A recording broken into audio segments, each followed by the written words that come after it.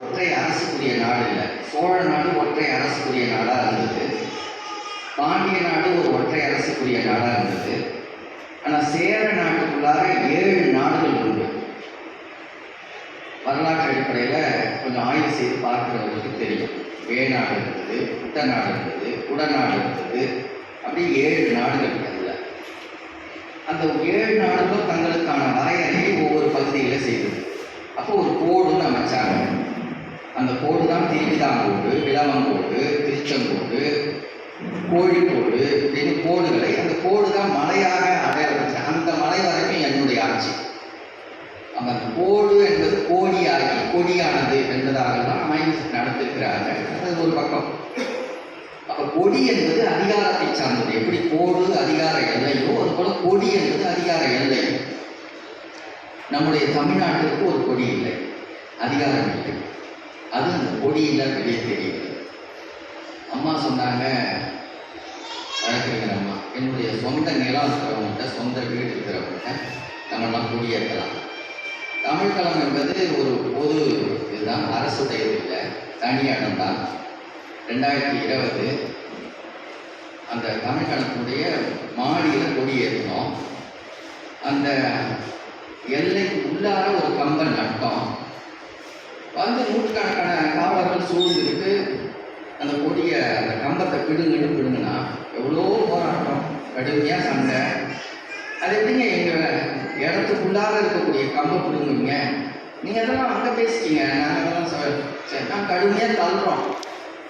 அதோட மட்டும் நிற்கல, 20-30 பேர் ஏறிட்டாங்க. அந்த கட்டடத்து மேலே ஏறி ஏற்றப்பட்ட கொடியை இறக்கிட்டு எவ்வளோ அலம்பல். 2020 அங்கே நின்றுட்டாங்க. எல்லாருமேலையும் சரி வாங்க, எல்லோரும் வாங்க. அப்போ நாங்கள் எல்லோரும் வர முடியாது, போ கேட்டுருந்தோம் நாங்கள் தான் அப்படின்னு நானும் தோழர் தம்பி மண்டேலாம் 2 பேர் மட்டும் அடையாளப்படுத்திட்டு சிறைக்கு போனோம்.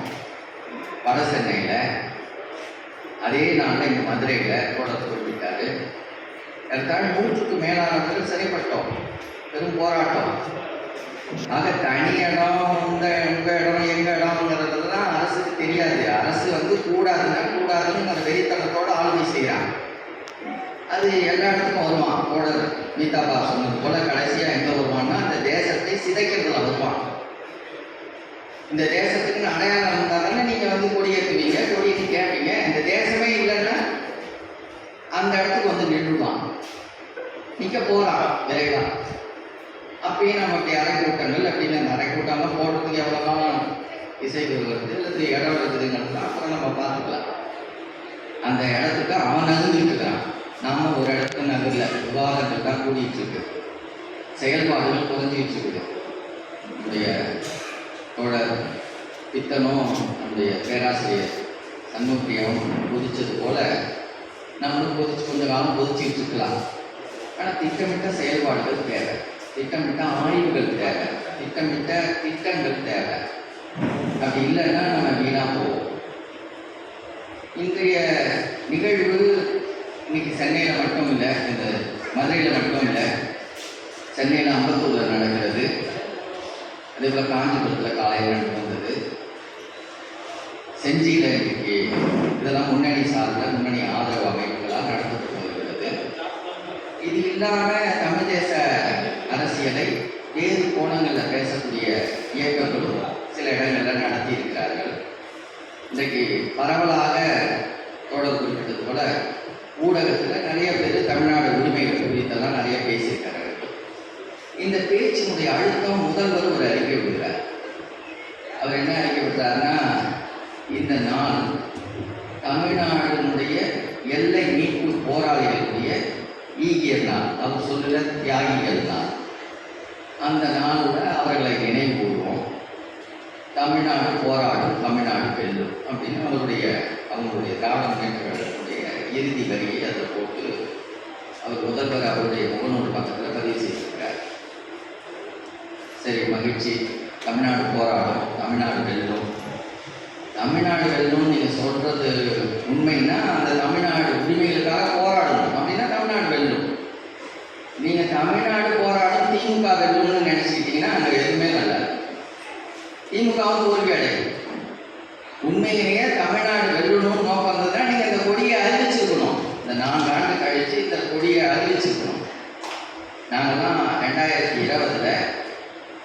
பெரும் குழுவாக போய் 2021 குழுவாக போய் பெரியாரிய உணர்வாளர் கூட்டமைப்பின் சார்பில் அதுக்கு முன்பு நடந்ததை சிலவற்றை நான் சொல்லி ஆகும்.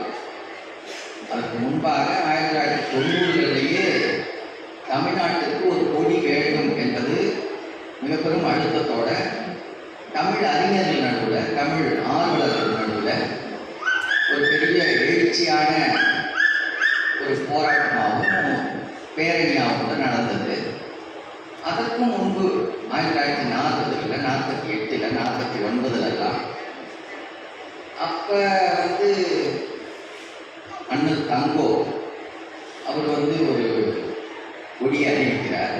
அவர் கணிதம் இயக்கத்தினுடைய ஒரு ஆர்வலராக செயல்பாட்டு உரிமைக்காக போராடுறார்.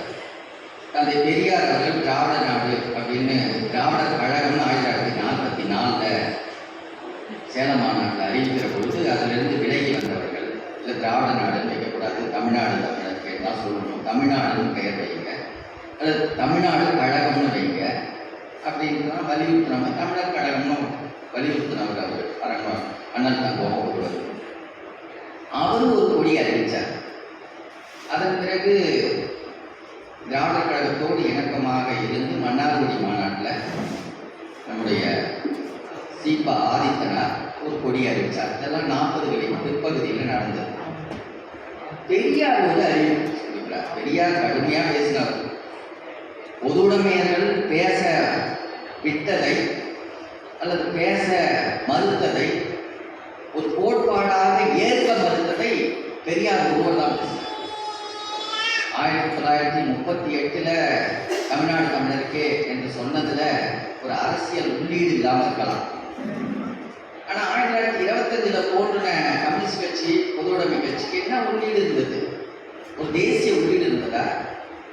நீங்க அறிவிச்சிருக்கோம்ல, 1947 விடுதலை பெற்றதாக அறிவிக்கப்பட்டது. இந்தியாவிலேயே வேற யாரும் அறிவிக்கல. இது உண்மையான விடுதலை இல்லை என்பதாக அறிவித்த ஒரே தலைவர் பெரியார். இன்னொரு தலைவர் அண்ணல் அம்பேத்கர். அவர் என்ன சொன்னார்னா, இது எங்க மக்களுக்குரிய விடுதலையாக இல்லை, நாய்கள் பூனைகள் கூட விடுதலையாக உலாவுகிறது, எங்க மக்கள் விடுதலையாக இல்லைன்னு பொதுப்பட அந்த உள்ளீடாக இருந்த சாதி அடக்குமுறைகளில் இணைத்து சொன்னார். ஆனா பெரியார் பொறுத்தவர் தான் அது இழவு நாள்னு அறிவிச்சார். அப்படியோட நிறுத்தல அவர். இந்தியாவில் தமிழ்நாடு நீங்களாக இந்திய பட எரிப்பு போராட்டம் இந்தியாவே யாருமே செய்யலைங்க, கம்யூனிஸ்டுகள் செய்யல, மற்றவங்க அப்புறம் பார்த்துக்கலாம். ஆக நீங்க எதை ஏற்றுக்கிட்டீங்க? இந்தியாவை ஏற்றுக்கிட்டீங்க. எந்த இந்தியாவை ஏற்றுக்கிட்டீங்க? பிரிட்டிஷ் இந்தியாவை ஏற்றுக்கொண்டீங்க. எது வரைக்கும் ஏற்றுக்கிட்டீங்க? 1947க்கு முன்னாடி பிரிட்டிஷ் இந்தியாவுக்குள்ளார பாகிஸ்தான் இருந்தது. 1925 கம்யூனிஸ்ட் கட்சி தொடங்கியிருது. அப்ப அவன் ஒரு படம் போட்டான். யாரு? பிரிட்டிஷ் இந்தியா ஒரு படம் போட்டது. அதுக்குள்ளார பாகிஸ்தான் இருந்தது, வங்காளதேசம் இருந்தது, நேபாளம் இருந்தது. அப்பயும் அதுக்கு பேரு இந்தியா. அப்பயும் இந்த கம்யூனிஸ்ட் கட்சிக்கு இந்திய கம்யூனிஸ்ட் கட்சி. சரி, அந்த படங்கள்ல, அந்த வரைபடத்துல இருந்து பாகிஸ்தான் தனியானது, வங்காளம் தனியானது, அதே மாதிரி நேபாளம் தனியானது. அதுக்கு பிறகு இந்திய ஆண்டை அதிகார வகுப்பு கைமாறின பிறகு இவங்க ஒரு படம் போட்டாங்க. இந்தியாவில் அந்த 7 கிழக்கு நாடுகளும் சேராத தேசங்கள்ல பல பகுதிகள் சேராது. நாகாலாந்து சேரல, மிசோரம் சேரல, அதெல்லாம் சேர்ந்து காஷ்மீர் மிகப்பெரும் தருக்கத்தில் இருந்தது. எப்படியோ ஏமாற்றி அடக்குமுறை செய்து படையெடுத்து தெலுங்கானாவில் போரா நடந்தது.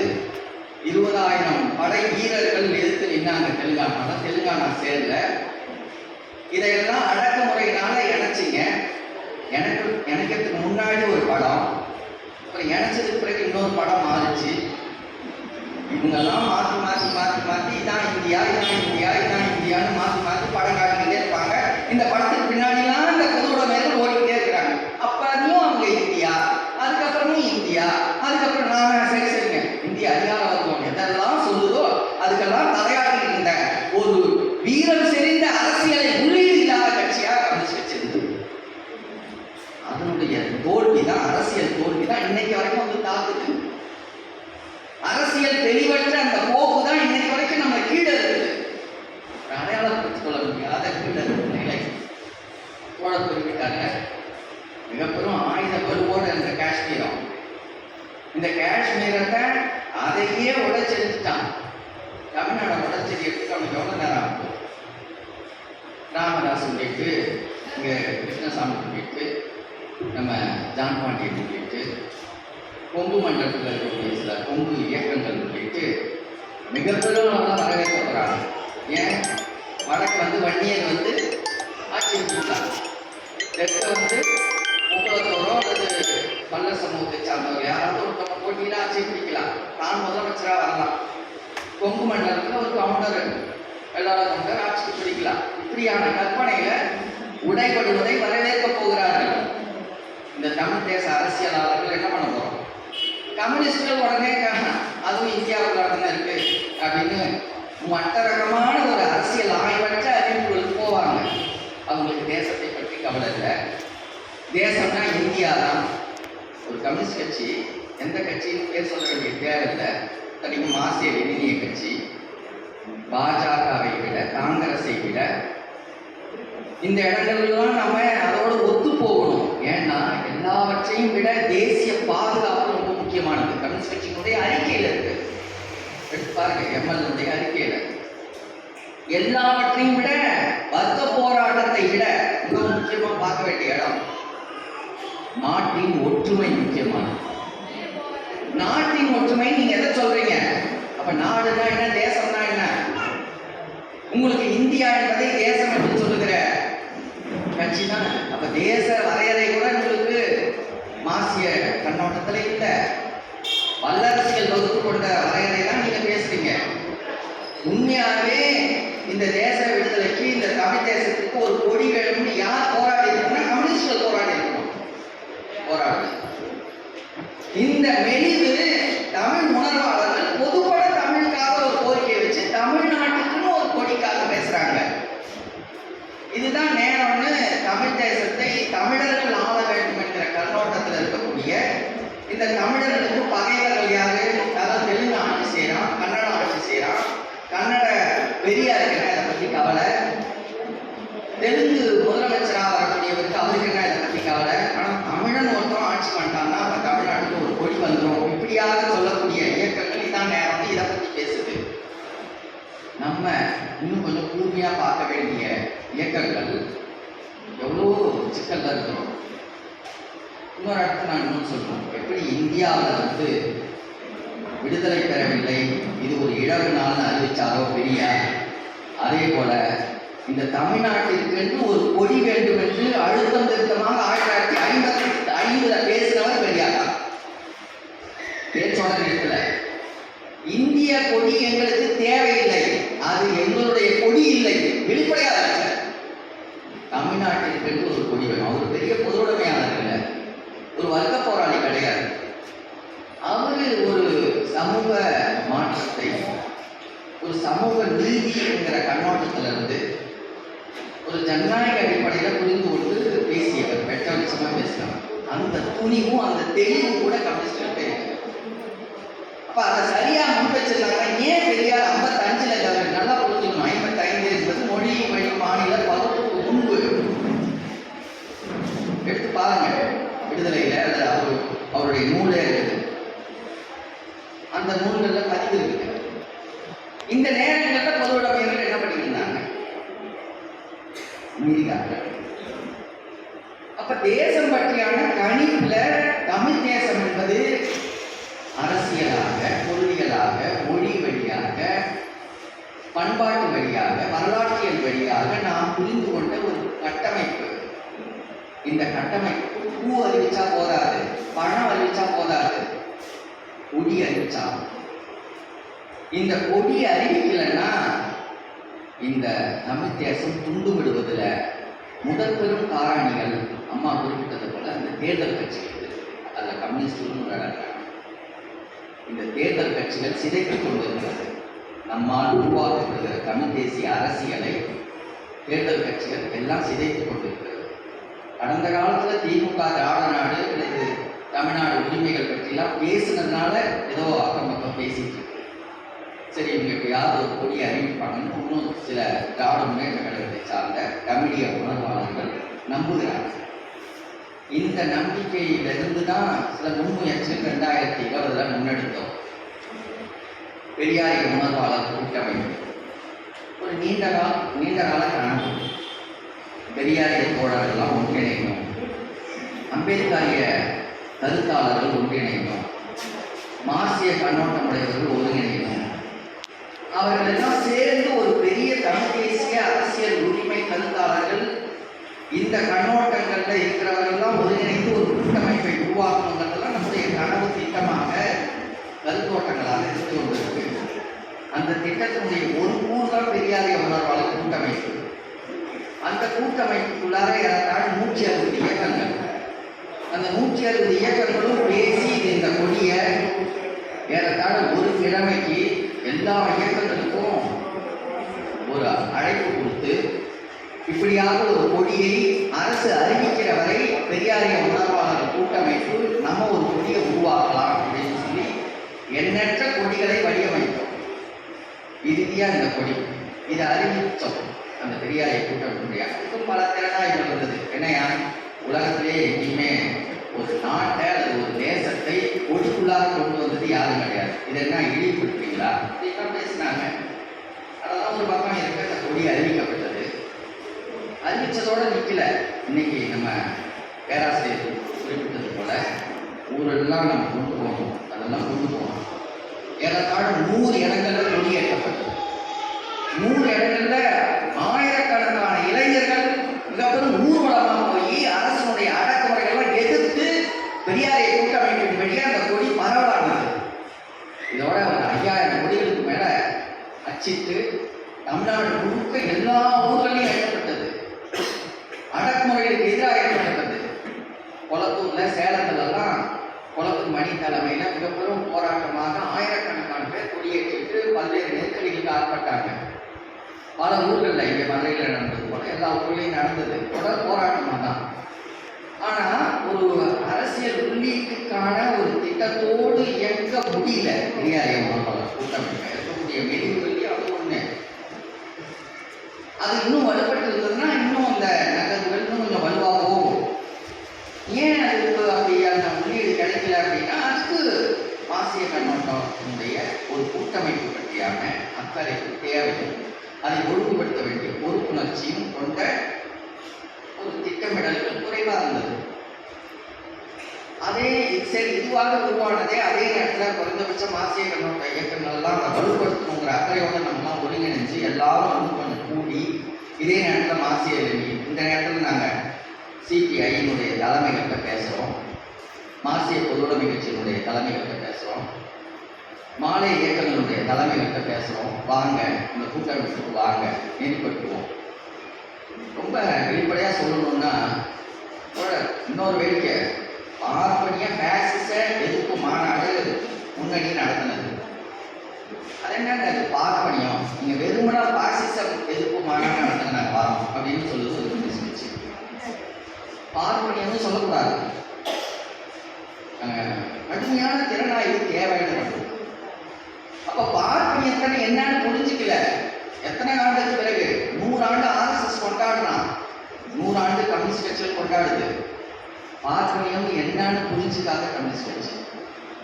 இந்தியாவிலே இலக்கண செழுமையுடைய மொழி சமஸ்கிருதம். ஒரு இயற்கை சார்ந்த ஒரு இயற்பியல் கண்ணோட்டத்தில் இலக்கணம் உருவாகி இருக்கிறது. நம்பூதிரிவாள் பெருமை கொண்டார். எவ்வளவு அருவருப்பா இருக்கு. இதெல்லாம் மார்க்சியம் எந்த கோட்பாட்டில் நம்ம எடுத்துக்கிறது? ஒரு மொழி எப்படி தோற்றம் கொள்வது கூட தெரியாது. ஆன் லாங்குவேஜ் பற்றி லெனின் மிக ஆய்வான கட்டுரைகள் எழுதியிருக்காரு. அதனுடைய வளர்ச்சி தான் இருக்குது. தாய்மொழி கல்வி பற்றியான அழுத்தங்கள் தேவை. சோவியத் ரஷ்யாவுக்குள்ளார எவ்வளவு மொழி பற்றியான முயற்சிக்கு என்னென்ன நடந்தது, லெனின் எவ்வளவு அதில் பங்களிச்சாரு, ஏன் இருக்கக்கூடிய கம்யூனிஸ்டுகளுக்கு தெரியாதா, படிக்கலையா? ரொம்ப வருந்தத்தக்க நிகழ்வு. பொதுவுடைமையர்கள் சரியாக அரசியலை நகர்த்தி கொண்டிருப்பாங்கன்னா இன்றைக்கு இந்த மாற்றங்களில் கட்டாய பாசிசத்தால் செய்யவே முடியாது. இந்த பின்னடைவுகள் நம்ம வரைக்கும் பார்ப்பதுங்கிறத மீண்டும் நம்ம சொல்லியாகும். அதனால் இதில் கவனம் செலுத்த வேண்டிய மிக பெரும் அக்கறை தமிழ் தேசத்தை மார்க்சிய கண்ணோட்டத்தோடு இயங்கியல் கண்ணோட்டத்தோடு விளங்கிக் கொள்ளுகிற, சாதி ஒழிப்போடு சேர்த்து இணைத்து புரிந்து கொள்ளுகிற,